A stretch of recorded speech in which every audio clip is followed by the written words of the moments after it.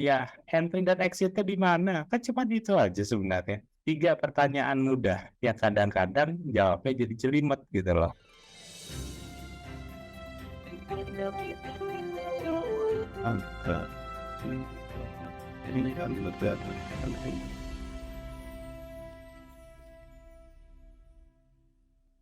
Eh, kita mulai aja ya, Pak Joshua. Karena banyak banget. Kalau untuk trader pemula itu pertanyaannya pasti banyak banget gitu ya. Tapi kalau kita pilah-pilah gitu ya, paling cuma ada 3 pertanyaan. Oke. Enggak pemula juga sih, yang lama juga sama. Kalau kita pilah-pilah itu pasti cuma ada 3 pertanyaan, dan 3 pertanyaan ini yang akan kita coba bahas. Oke? Oke, Pak. Lanjut. Selamat malam Bapak dan Ibu semuanya, saya Reza Aswin. Kita akan coba membahas masalah 3 pertanyaan yang biasanya banyak ditanyakan oleh trader, dan tentunya kita bahas semuanya dengan menggunakan logika. Baik, Klinik Forex Imperium di Dimex ini disponsori oleh Dimex. Oke, Bapak dan Ibu, sebelumnya kita disclaimer dulu ya. Imperium Strategi dan Reza Aswin tidak pernah mengumpulkan dana untuk kepentingan trading atau investasi, sehingga semua yang mengatasnamakan Imperium Strategi dan Reza Aswin untuk kepentingan trading, investasi, atau apapun yang ada di media sosial, grup WhatsApp, Telegram, itu adalah suatu penipuan dan jangan pernah transfer. Baik, kita udah tahu bahwa yang namanya Forex itu adalah instrumen paling berbahaya di muka bumi ini. Tapi biasanya kita sulit sekali untuk belajar. Pada saat kita tidak belajar, tentunya kita akan mendapatkan suatu kesulitan-kesulitan di dalam, tidak hanya Forex, di semua bisnis pun sama. Jadi, yuk utamakan dulu untuk belajar sebelum mencoba masuk ke bisnis Forex ini. Karena sampai hari ini data yang ada 90% trader yang bertransaksi di bisnis itu udah pasti loss gitu, hanya 10% yang profit.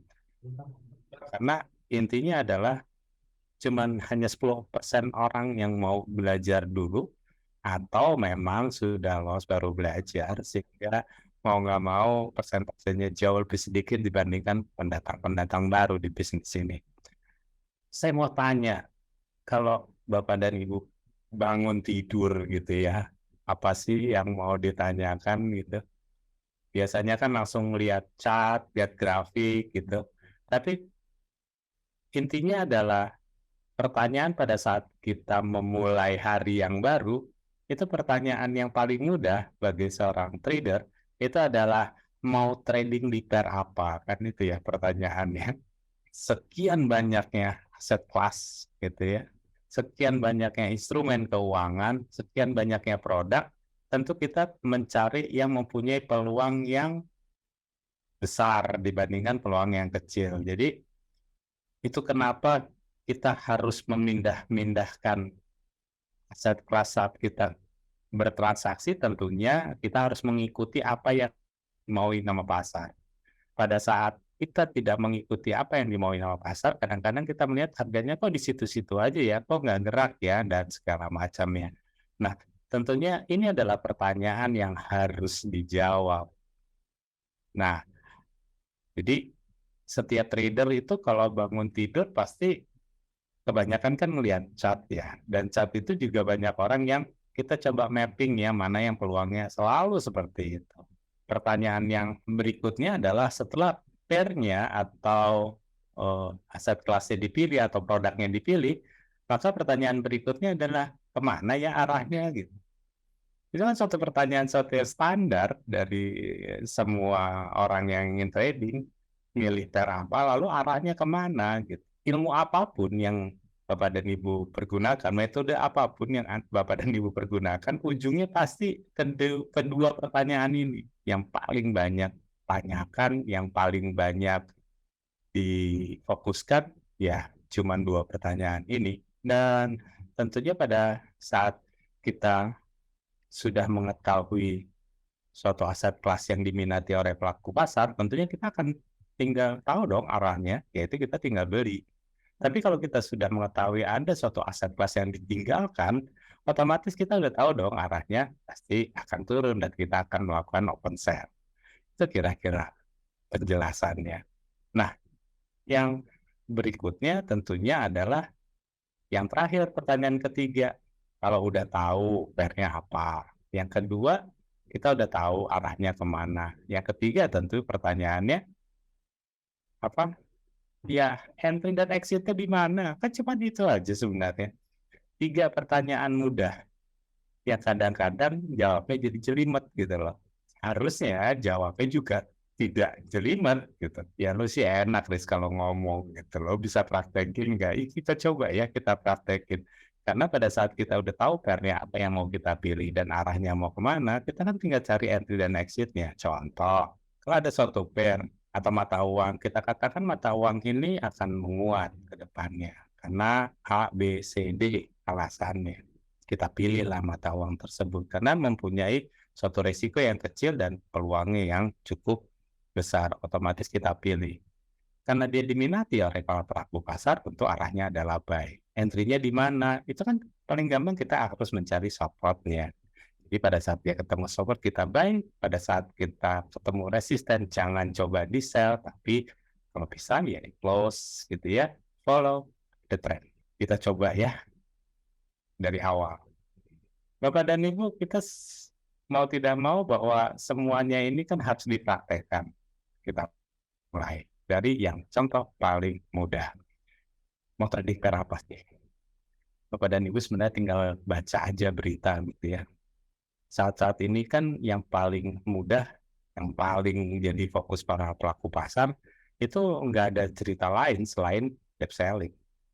Plafon utang Amerika itu sedang dinegosiasi, sedang diperdebatkan, sedang ditawar-menawar antara Presiden Joe Biden dengan Ketua DPR Amerika Serikat yang namanya Kevin McCarthy. Kalau sampai tanggal 1 Juni nggak beres, tentunya bukan hanya Amerika yang akan bermasalah, seluruh dunia pun akan bermasalah tentunya.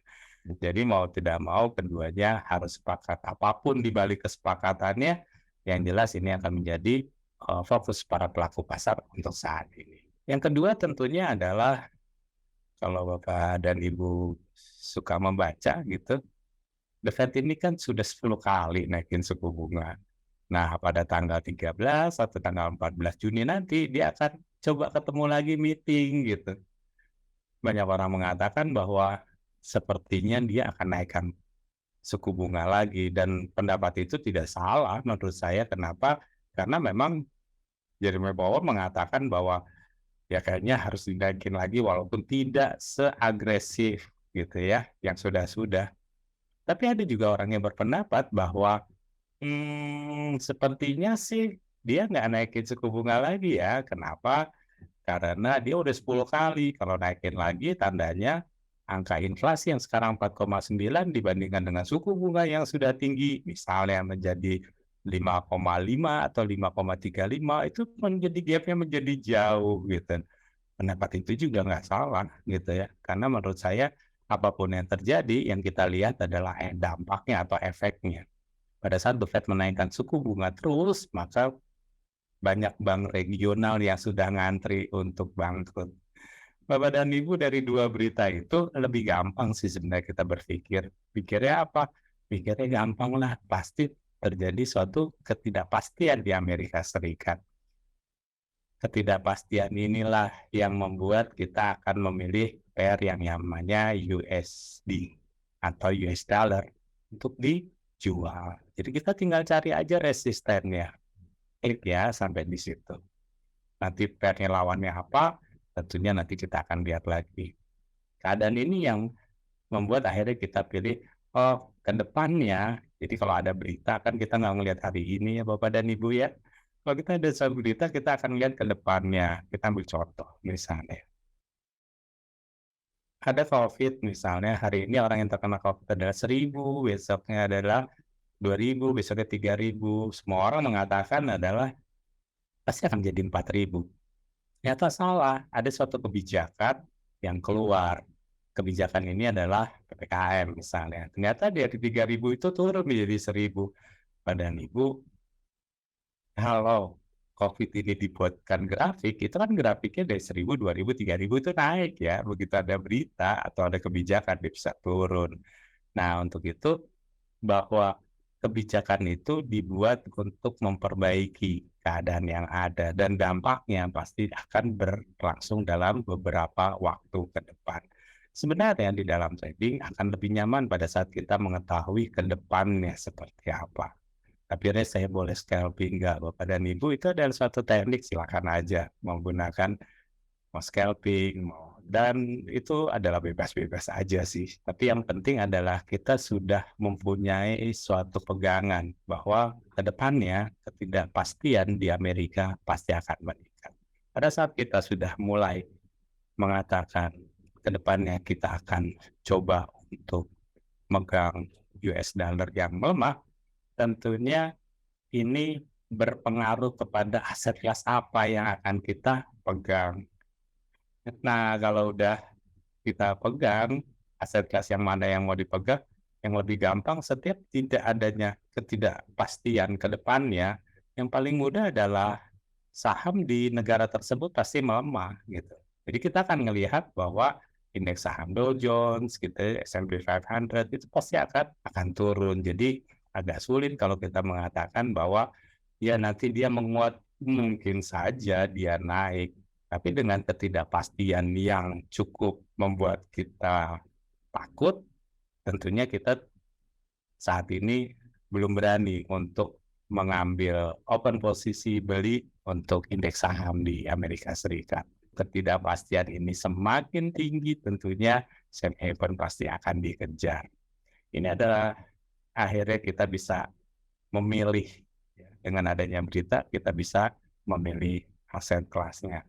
Nah, dari sini baru kita tentukan arahnya. Dengan adanya US dollar yang melemah karena ekonominya memburuk gitu ya, tentunya mau tidak mau indeks sahamnya akan melemah jauh waktu ke depan. Bapak dan Ibu pasti menyanyikan bahwa sekarang kan dolarnya lagi kuat terus gitu. Bapak dan Ibu kita harus tahu bahwa yang namanya safe haven currency itu bukan hanya berbicara masalah mata uang yen atau Swiss, atau safe haven itu berbicara juga masalah gold, tapi kita harus ingat US dollar pun menjadi safe haven. Sehingga semua penjualan saham di Amerika tentu berujung pada apa? Pada uang tunai gitu ya. Jadi pada saat mau terjadi resesi, ketidakpastian, semua orang pasti menyimpan uang tunai. Dan inilah akhirnya yang membuat US dollar ya menguat. Tapi kita sudah tahu bahwa penguatan US dollar tentunya tidak berjalan cukup lama. Oke, Bapak dan Ibu, lalu kita ujungnya adalah mencari di mana entry-nya. Kalau kita sudah tahu bahwa safe haven itu akan naik, tentunya kita harus cari support-nya. Kalau kita ngelihat Dow Jones yang akan turun, kita tinggal cari resistennya. Lalu bagaimana dengan Bitcoin? Bapak dan Ibu, pada saat perbankan sudah mulai ditinggalkan oleh banyak orang karena adanya ketakutan menyimpan uang di bank jangan-jangan seperti Silicon Valley, maka BTC pun pasti akan Anda cari support-nya untuk dibeli.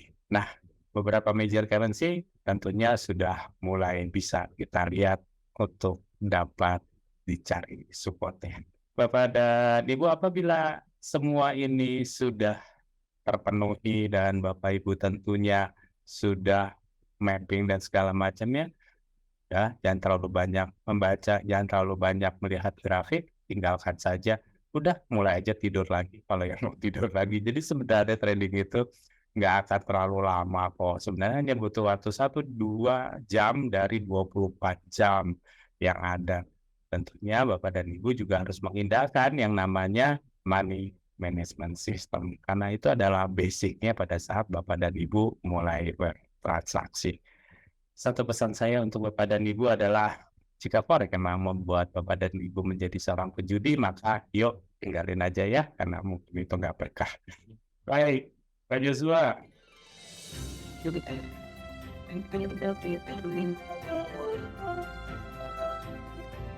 menginginkan negara